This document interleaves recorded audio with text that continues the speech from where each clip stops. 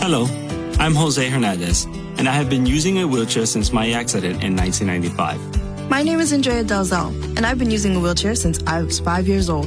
I guess if I had one message for the general public, it would be that I appreciate your help. But please, ask first. Yeah, a lot of people don't realize that I've actually got everything under control. I think people get nervous. They don't know how to act, so they pretend I'm not there. What probably bothers me the most is when waiters talk to my companion and not directly to me. I think everyone with a disability can relate to that parking spot problem. We know you're just parking in that disabled spot for a second, but please, don't. We're just looking for the same respect and consideration as everyone else. United Spinal Association is dedicated to enhancing the quality of life of people living with spinal cord injuries and disorders. Download our disability etiquette booklet at unitedspinal.org.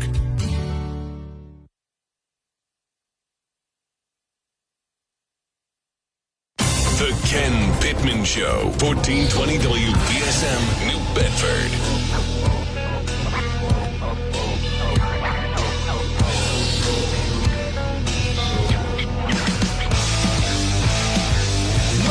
A glass between my feet. It won't be long till you hear me speak. Give the heavens a nod and take a bow. Then I rock the mic like God taught me how. David slew Goliath with a sling and a stone. Samson slew the Philistine with donkey jawbone. And I have a picnic on the grave of King Solomon, where I grow only in this holy Armageddon. I like the girl calling in sick for work now, acting like a burnout. The last will be first now, the first to be turned out. You better learn about the turnaround or get murked out. I got a out, laying dreadful. Got your mama wishing that she never had you. I got a bad crew, they call me Turd Mouth. We touch from all off, yeah, we got 'em worked out. Yeah. Brian, when did you record that? Ken, if anybody saw what you were doing in the studio right now, what do you mean?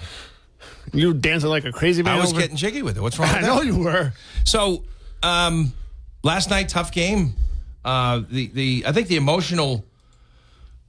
emotional fallout of that revenge game, I guess you could call it, Iowa enjoyed over LSU, disposing of Angel Reese and that very talented team. They move on to UConn, who is always tough, and they barely got by, and it was a controversial late call that may have secured the win for Iowa. It was a charging call, which I think was it was offensive. It was a illegal pick, Ken. Illegal pick. I was listening to it on the radio, and it seemed like the announcers had mixed emotions about it, whether or not it was the right call. What'd you think? I think in that situation you let the girls play, Ken, because if the girl that they set the pick on, if she just curled after the girl set the pick, she had a wide open layup. But was it technically a pick, illegal pick? No, it was like a pick. The girl was standing there. She didn't move late? No. Okay. All right. I'm gonna have to look at this. I've enjoyed this year. I've enjoyed watching the women's tournament compared to the men's. I agree. It's enjoying. I agree. So Caitlin Clark is become a sort of controversial now. That there's a far left commentator. She's not really a sports commentator as much as she is a progressive activist, African American woman. I'm going to bring her name up in a moment, but she is saying the only hype Caitlin Clark is getting is because she's white, which has caused an uproar in the women's college football ranks. They're college basketball, okay? College football, college basketball. I'm trying to piece together what I'm saying, but there's a lot of outrage about that remark. I don't even know if it's not true. And why would it be negative as a rule if they're doing that? Because if you're a fan of women's basketball, whether it be the WNBA or college basketball, right? Yeah. You can't argue that Caitlin Clark is expanding the market. That's good for everybody, white, black, or anybody else. I mean, that's involved, right? Wouldn't that benefit people? Yeah, like I've watched the whole women's tournament up to yesterday, and there's some girls in there that are amazing playing. Yeah, there was somebody posed a question to me, and it's a common question I don't know how it became a question, but you remember when we were watching the tournament from the we were following the half marathon. We were watching the games, and a gentleman asked me, "Do you think the best high school basketball team in the country could beat the WBA team? Men's high school boys basketball team could beat the best team in the WNBA?" I don't think so, Ken. Absolutely not. There's a lot of good teams in WNBA. I think you would need something like the Division III men's college basketball champion to beat the WNBA all-star team or whatever. But not a high school team. There's no way. There's no way. But anyway, there's some big bangers in that league. You know. But anyway, so Tiger Woods, they made a big deal about him because he was an African-American who was the star of the PGA. And for a while. Is that a negative, though? No, he expanded. That's a positive. Expanded the golf market. People who did not care about it started tuning in only because of Tiger Woods. And then they became fans of the PGA. It benefited the PGA. A little bit different, but Jack, when Jackie Robinson came in the league, baseball, yeah. If you just forget the racist in the crowd, because you're not going to change their mind. But how great was that for baseball? Because a little known fact, when the black all-stars who were not allowed to play in the major league, when they played the white all-stars, guys playing Babe Ruth, guys like that, they kicked the crap out of them. They belonged in major league.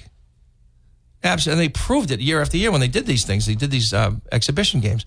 So that barrier was broken. That was great for baseball. Whether people want to admit it or not, it was great for baseball. It expanded the market.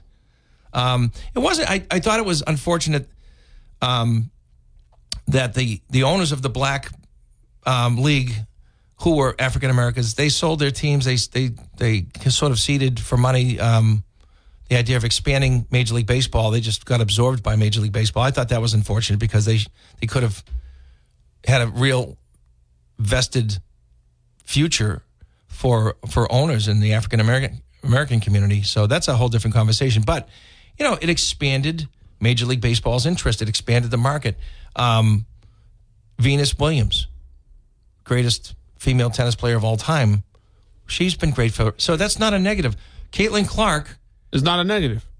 She's not a negative. She's expanded them. People are paying attention because, she was bullied last year by pettiness and this LSU team getting in her face, rubbing it in her face after the game. That sort of vilified them.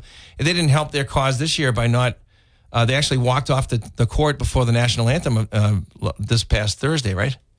Was it? No, it was Wednesday. I didn't see it. Yeah, they walked off the court instead of standing there for the the national anthem. Which, again, you don't have to.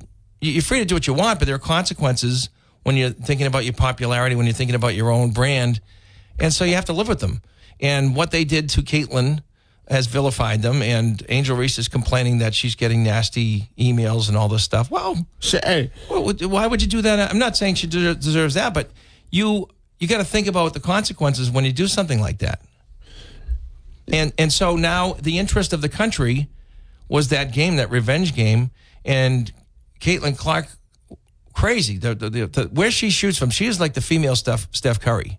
There's almost like no range that's too far for her. In some games, Connecticut played her really well defensively last night. But if you go back to the Iowa LSU game, Ken, she does a lot of different things. She's not sure does. She's not she's a scorer, but she gets her teammates involved. Talented passer, great ball handler, smart field general. Yeah, she's got it all. She's 6 feet tall. And she lights out shooter, but she's also if she's being double covered, or if she finds that open person and gives them the opportunity, she's not afraid to do that. But when she's on a run, when she's hot, it's just so fun to watch. I mean, it's like Steph Curry. Again, her average shot is like 8 feet behind the 3-point line, and it's not a problem for her when she's in that zone. Yeah, and my buddy yesterday, he was telling me, he was like, UConn only played with eight girls yesterday, Ken. Is that right? Half of UConn's team was hurt. Oh, no kidding. Short-handed. They only played 8. They only played with 8 girls yesterday. Well, it makes it more impressive because they not only almost knocked Iowa off, they were. You got to really hustle when you play defense. They must have been exhausted because they were right on Caitlin Clark. They made every shot of hers difficult, and that's not easy to do.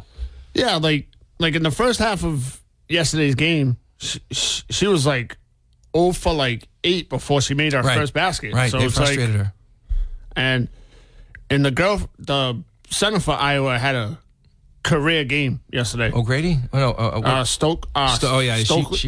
She looked great. Yeah, because Caitlin Clark was off her game in the first half, and it was a great game. It was a great. First of all, UConn's game plan was to stifle her was brilliant.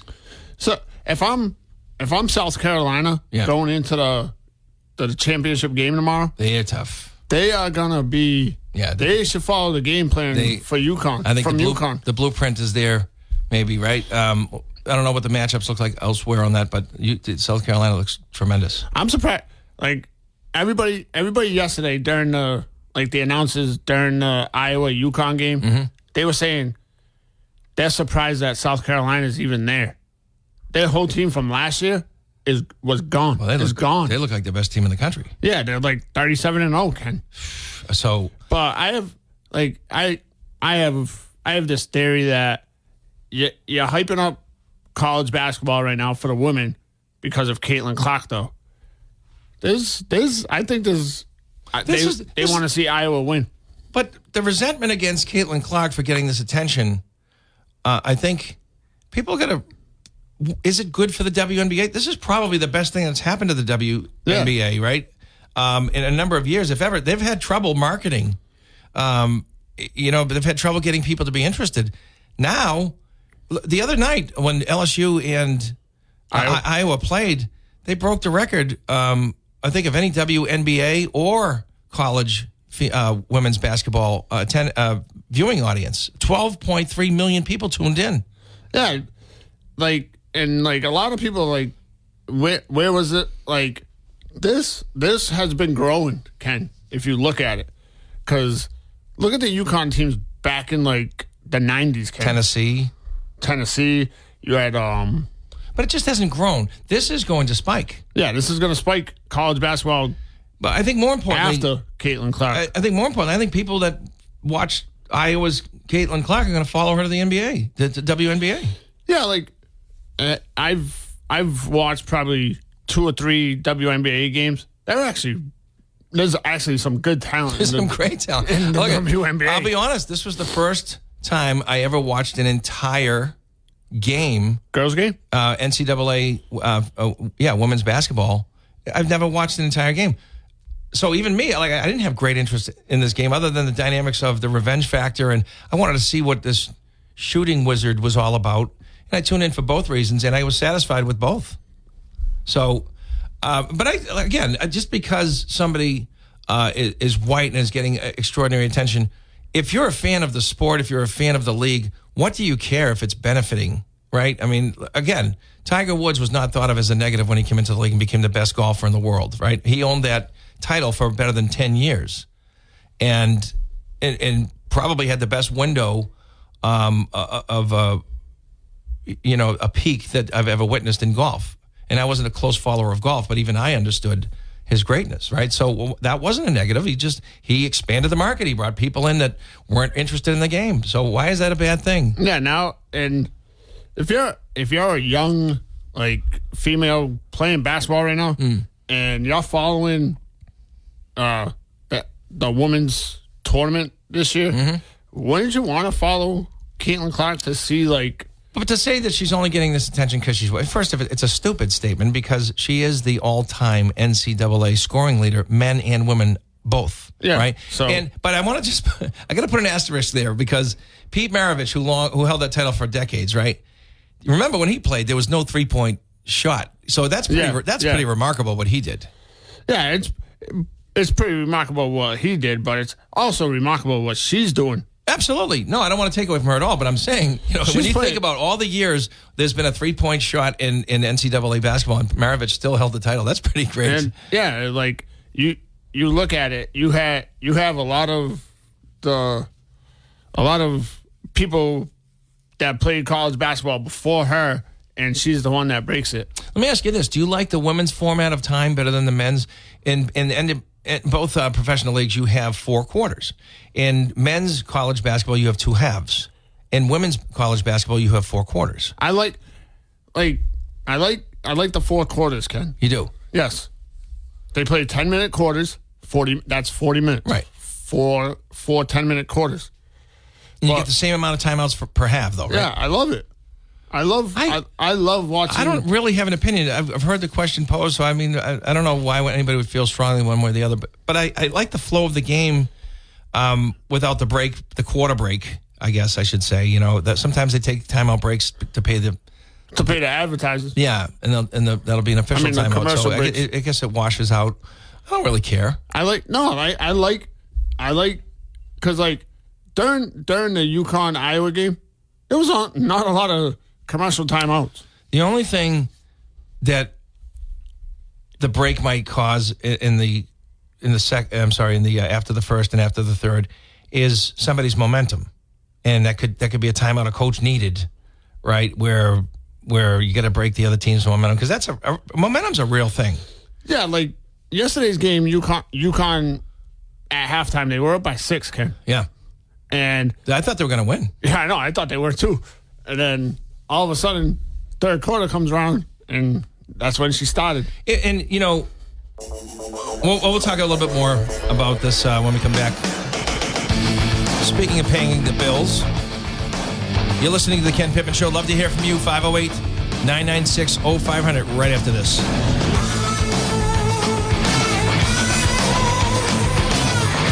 Sam.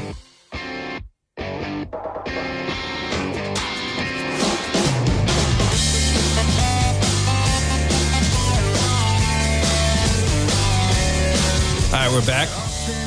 You're listening to the Ken Pittman Show. Ryan Dixon's in the studio with me. What we're talking about, these remarks that Caitlin Clark's only getting this attention because she's white. I don't think that's necessarily untrue. I really, to be honest, but I also want to point out the fact that she is a phenomenal player. I mean, she's a record-breaking scorer, and she's a brilliant player all around, even on defense. Yeah, she's a good player, Ken. I can't hear myself, Ken. You can't? Well, I don't know why. You turned my mic off. No, I can hear you. Your mic's on. Yeah, so if you go back to the Iowa USC game. Yeah. I mean the LSU game. Sorry. LSU. Yeah. USC. Ooh. That's tonight, right? Or tomorrow?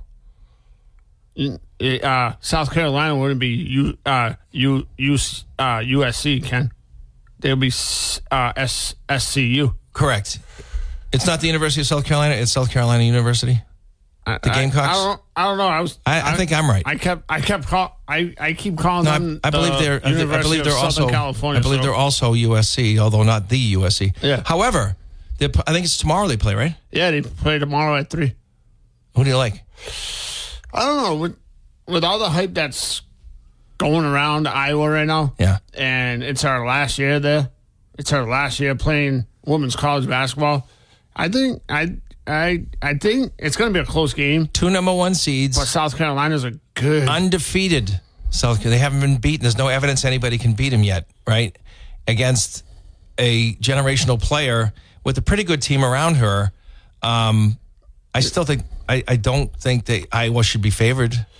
I don't think they are. You're probably going to need 40 points out of Caitlin Clark. You're going to need close to 40 to beat South Carolina, Ken. She's going to have to really have the kind of game she had against LSU to get this done, and you can't go 0 for 8 in the first half. Did you see the team UConn beat to get to Iowa? It was USC.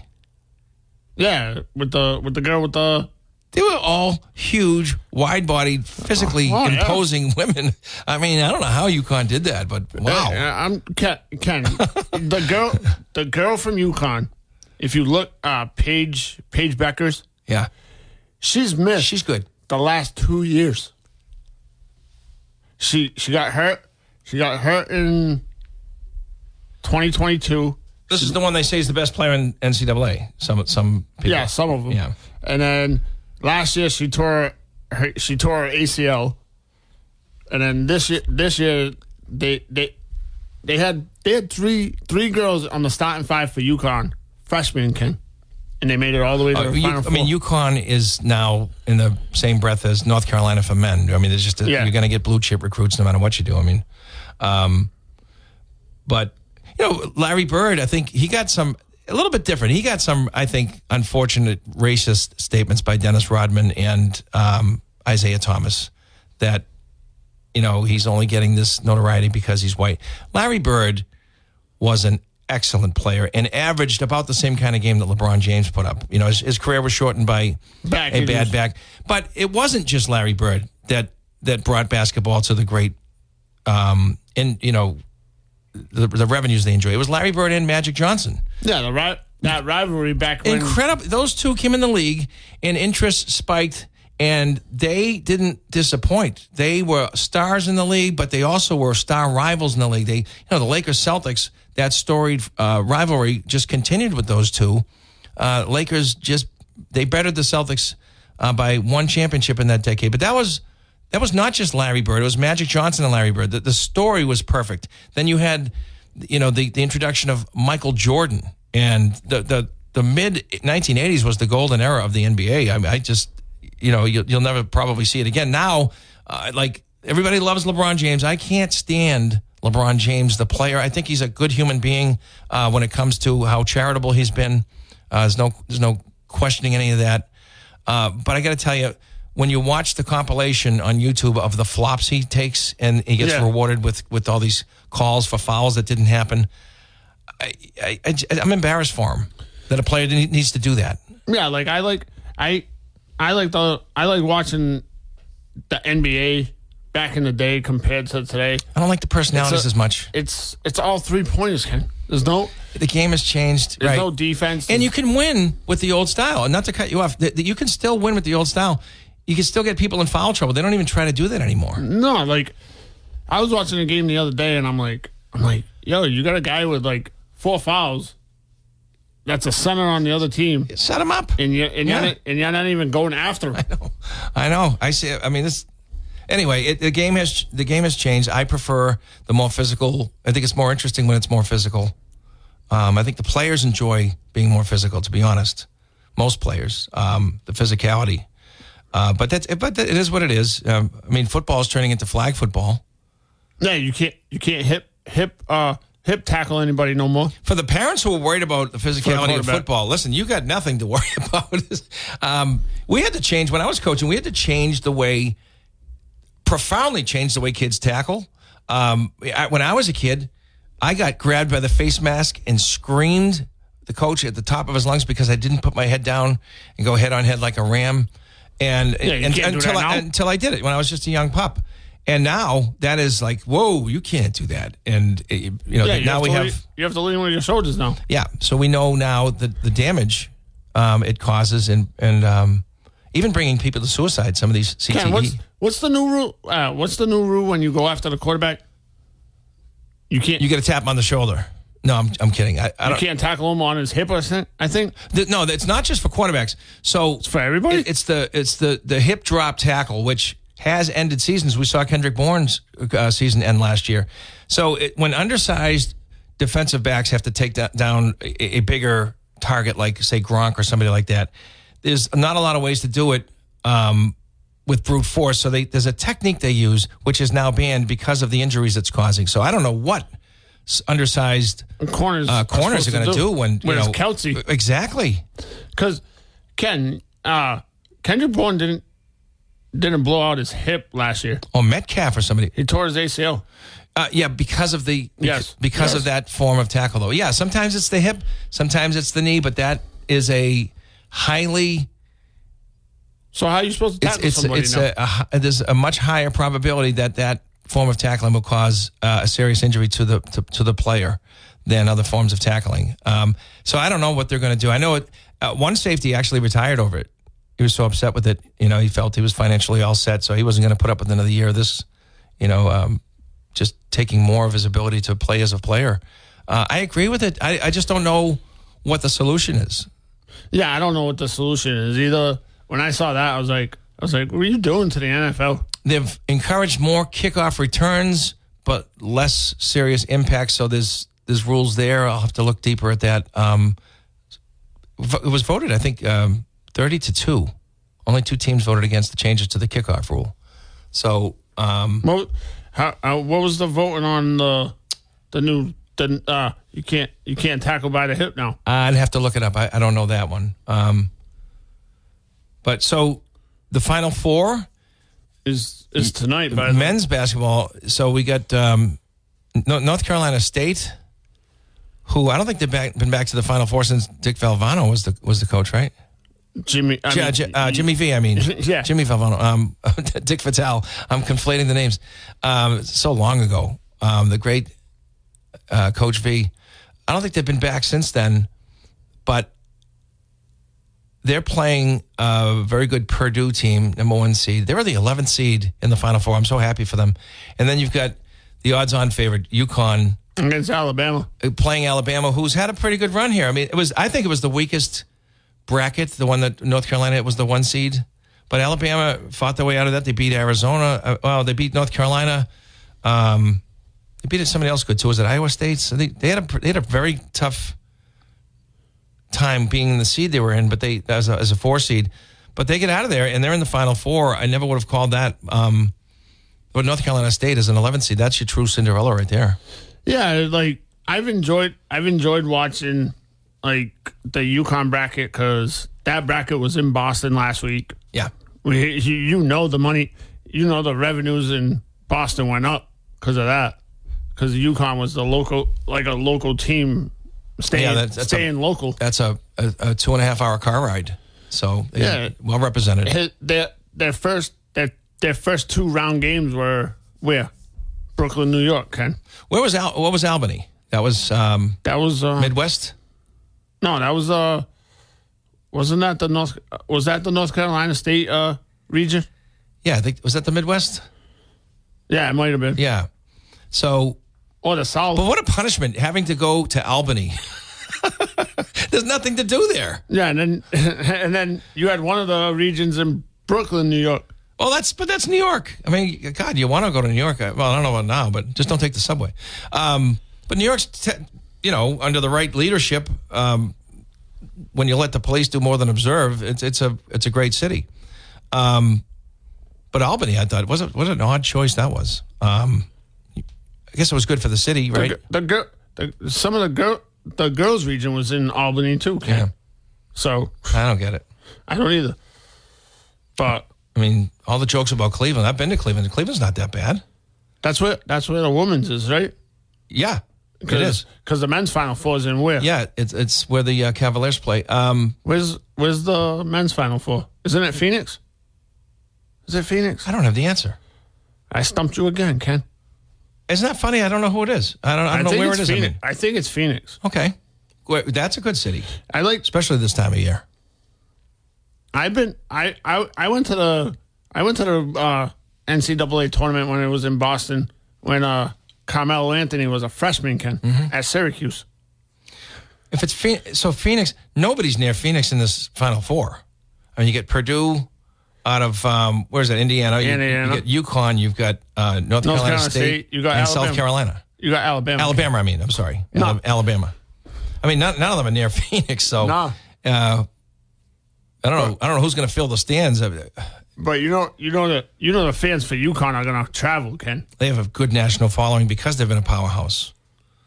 So I would say you're right. I would say based on the anticipation of them cutting the nets and their national following being a powerhouse, they should be expected to have good representation. But it's a fun city. Phoenix is a great town. Ken, I like getting back to the girls tournament. Women's girls tournament. Is high school. Sorry.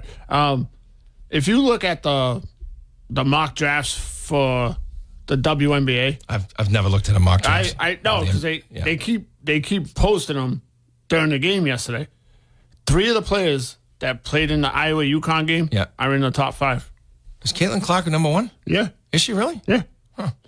You got Caitlin Clark, number 1. Well, is it because they expect her to be a premier player, or are they thinking about the revenues? What do you think? I think she could be a premier player there.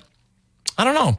I mean, I saw her get shut down yesterday, so I have no. Because you got another good scorer. She still had north of 20, right? Yeah, she almost a triple double. She had 25-5 yesterday. Yeah. Okay. So, well, all right. So she's going to go top 3 anyway. Yeah, she's going top 3. The girl from UConn's going probably top 3. And Angel. No, who's the other one? And then you got the center for Iowa. The center for UConn. Oh, you think she'll go? They're saying she'll go top 3. She's projected to be in the top 5. Okay. And then you got the girl from LSU's in I think the top 3 maybe. I mean, I'm not a new convert. I'm not ready to just say I'm going to start watching the NWA. The WNBA. NWA, buddy. Wow. Oh my God. Well, the WNBA. But I'm not going to watch the NWA. I'm not a convert, but I'll take some interest, I suppose. Now that I've got a little vested interest. Like if you look at the WNBA, there's a girl that reminds me of Caitlin Clark already in the WNBA. Ken, sure, I'm sure there is. She's on a power team too. Like I don't know. New York Liberty. I barely know they exist. Sabrina Eskew. Okay, she's from Oregon. All right. She was the basketball tutor for the daughter of Kobe Bryant that they lost in that helicopter crash. Oh yeah. So she's a good player too. Good. Her game reminds me of what Caitlin Clark's doing now. Sure, I get it. I'm not surprised at somebody like that. I mean, she didn't invent the way to play ball. She's just a great player. All right, 508-996-0500. What I want to talk about is this squatting problem that America's facing, and most states don't know how to deal with it. We had a case in New York, this squatting people who just broke into the house and not paying rent, not allowing the owners to even go inside. The owner has to go to court to get inside their own property. $930,000 house. They tried to prove to the court that they are the homeowners by bringing a receipt from a fast food store, a delivery from a fast food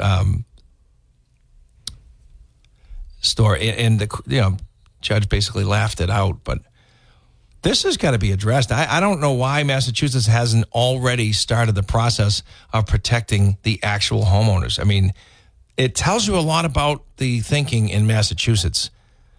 We had an illegal immigrant recently arrested for gun charges after he brought attention to himself. He's from Venezuela, here in the country illegally. Thank you, Joe Biden.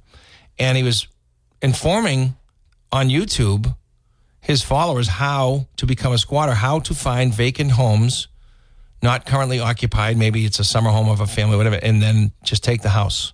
And how American laws protect them to do this. It is liberal madness that we now have to address again.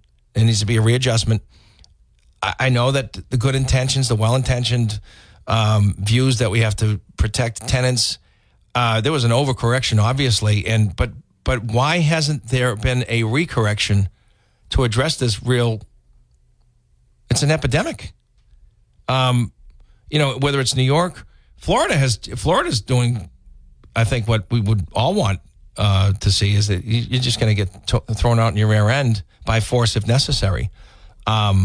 But states like New York and Massachusetts and elsewhere, they don't know what they're doing. Yeah, because if you look at Florida, Ken, you got Republican leadership there. They know what they're doing. Yeah, DeSantis he's a no nonsense guy. I mean, he's not a great presidential candidate. Obviously, didn't know. I wonder if he threw it. I lost all faith in like Massachusetts politicians when they voted for that bill that they just voted on to supply Haley with the $845 million for the shelters. The shelters, $300 a day per immigrant. Yeah, I lost all faith in politicians. And you know what? It is going to drive people to move out of the state. It is going to drive people to change the way they vote. But will it be enough to change the policy? Because the Democrats really want to see where that limit is every time they do something like this. They want to see where is the threshold? Where do we have to stop? I don't think that's how you should be thinking. How much can we take from the citizen before they say no? That is not, you're not a good American if you're doing things like that. You're really not. I mean, there's a role for government. It is not infinite into the lives of the American people. It's a wrong, a very un-American way of thinking. I know that you think you can do good by taking other people's money and shoving it here or there with whatever program you want to invent or improve or embellish. But at some point, you have to say we're doing too much to the taxpayer. We're doing too much to the American family. Joe Biden, he's running on I'm not Trump. I don't know if that's good enough this time. He's talking about, look what I did to knock off the debt. The debt that was hit, the money that went towards going against the debt was put into law before Joe Biden was president. He happens to have been president when that money was paid, but he takes credit for it. The idea that he is taking credit for all the jobs that returned after the reopening of the COVID-19 shutdown, that is so insulting. But if you say it enough times and if you say it to the right people, it becomes truth for some. But can you imagine taking credit for people returning to work after the policies that Trump started? I just don't trust the collective wisdom of the American voter anymore. I mean, you want 4 more years of this? I mean, how much is food up right now? 40% on average? Probably. That's harmful. We're now shutting down the last coal burning plant in New England. New Hampshire's plant is closing this week, and that's the last coal burning plant, which people may say is good. I don't know that I completely agree that there's no use for coal. You're going to spend a lot more in electricity, more than you know right now. You are, if you're pro-green energy, just be prepared to have less money to do whatever you want to do with it, because it's going to be taken out in your utility bill, and that's coming quickly. Yeah, especially if you live in New Hampshire. And the Democrats really care about the poor and the elderly. Well, they're about to do a number on them, because how, on a fixed income like Social Security, how are the elderly supposed to pay for this incredible spike to electricity and home heating that's going to come? It is coming. I'm sure one of the options will be to try to grab more from the taxpayer and throw it to them. I don't know that we should be pitting people against each other like this. I think it's harmful. When Deval Patrick sold us to the wind farms, our fate was sealed here in Massachusetts. We're going to pay a lot more than we're accustomed to. So your percentage of utilities is going to go up. And programs like PACE, your taxpayer dollars that go out to the needy, they go out to illegal immigrants equally to those who actually belong here. And they don't ask for your status as a citizen. They just throw the money out. So whatever you're expecting to get from PACE is going to be watered down next winter. Even with an increase, they won't be able to keep up with it. And I'm not sure an increase is even a good thing. They should just go to American families. It's enraging. So, Massachusetts is about the worst place you want to be if you're opposed to this expanding the government role and the government money toward illegal immigrants before you can put food on your own table. The F-bomb potholes are growing because they can't patch the roads with the budgets they have. The police departments, fire departments, teachers are all going to have to make decisions. Maura Haley has said there's going to be cuts to every department. So this is the result of reckless spending, reckless policies, sanctuary state status. And they created it, and now they're pretending that they're victims of it. It's insulting. 508-996-0500. See Biden at the Francis Scott Key Bridge. You see that one? Yes. He made a kind of a funny remark. He said the Biden family goes all the way back to being watermen in this bay for a long time, back in the mid-1800s. Never heard that before the bridge collapsed, because we were under the impression he comes from a long line of coal miners in western Pennsylvania. So could they bilocate? You don't know. I mean, I just assume he's lying when he talks about his past. Yeah, I shut it off when he talks about he's plagiarized, right? He's plagiarized, was disgraced out of the 1988 presidential race because he borrowed a speech and didn't cite anybody and just tried to get away with it. It was embarrassing then. He said he was this great student, academic achievements and scholarships and all this stuff. He was a crappy student who was in the lower half of his class at Syracuse, right? Talks about what a tough guy he was, street fighter, amazing football athlete. But when it came to going to war, he got a deferment for asthma. Couldn't actually go out and be a soldier. And Trump's no better. Trump got a deferment from some sort of foot issue. I don't know what it was, but his doctor said he had a foot problem. People will be convinced that he bought that, and that could be true. He was a fortunate son, but Biden has no upper ground there on that issue. After his wife and daughter were killed in a car accident back in '73, he said he walked the streets of Wilmington looking for fistfights over it. That's the kind of guy you want as president. Okay. I don't see the moral high ground here. I personally believe he could be responsible for both the Ukrainian and the Israeli wars going on right now. He's certainly done nothing about it. There's been no negotiating with the Russians. Well, if this was Trump and no negotiations were taking place, that's all they would be talking about. This is, and Anthony Blinken, Secretary of State, this is very concerning. He is now promising Ukraine will be part of NATO. When the Soviet Union took the wall down, when Reagan and Gorbachev came to that great agreement, freeing up the Soviet bloc nations in Russia, we said we're not going to encroach toward Moscow. We'll keep our distance. You'll have your safe space. Now we're up against the border. According to Anthony Blinken, Ukraine will be part of NATO.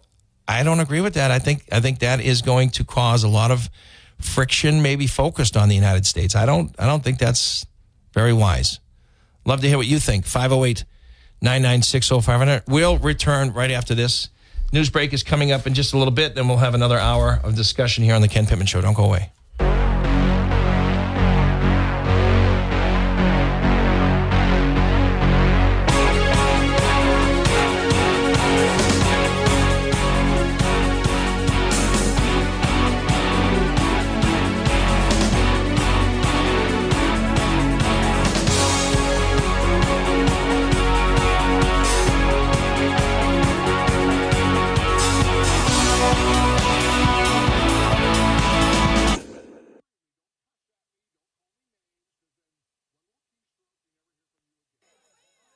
Okay, class, today's lesson.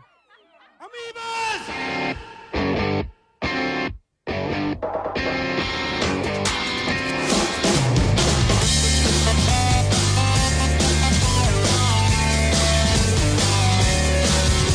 Something in the way she never looks my way. I'm in love. Something in the way she doesn't hear a word I say. I'm in love.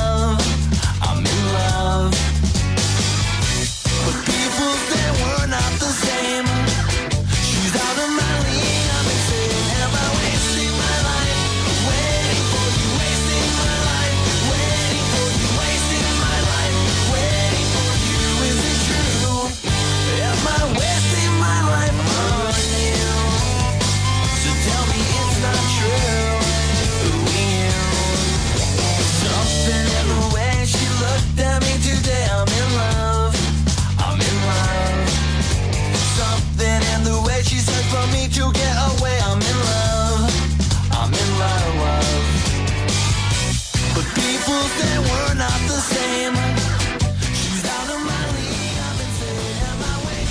the shooting at a bar in Florida. 2 dead, 7 injured, including a police officer,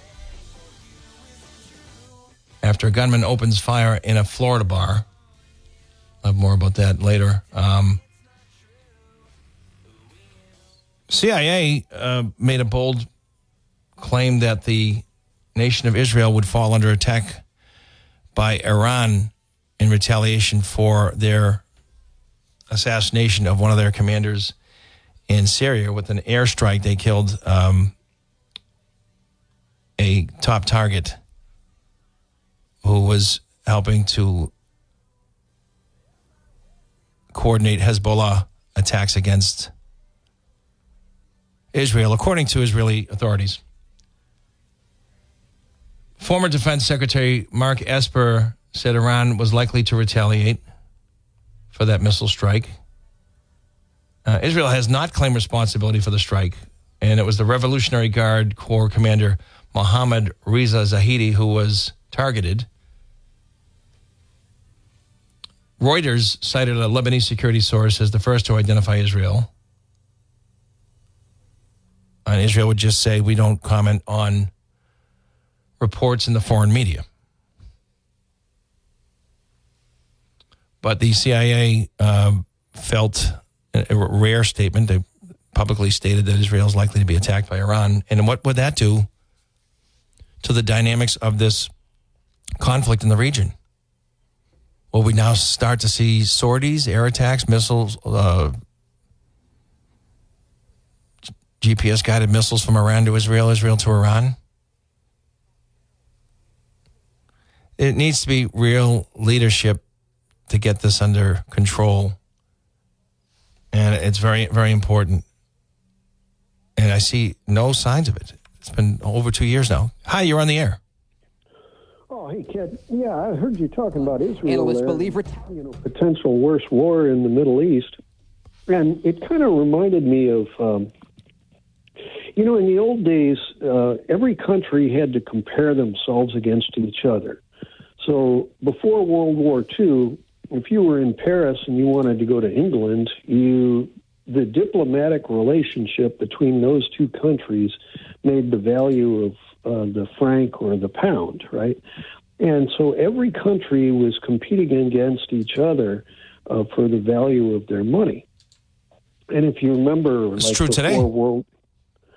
Well, yes and no. The U.S. dollar is supposed to be the world's base currency. So if you want to go from Zimbabwe to Paris to London, you're going to do the exchange rate against the U.S. dollar. No, but it's the dominant. It may be the dominant form of currency as far as the international community. But you're still going against the ruble. You're still going against the euro. Was it the kronen in Denmark? I mean, it's still not the universal currency. Well, it was after World War II. That's what the International Monetary Fund was about. It has since adjusted.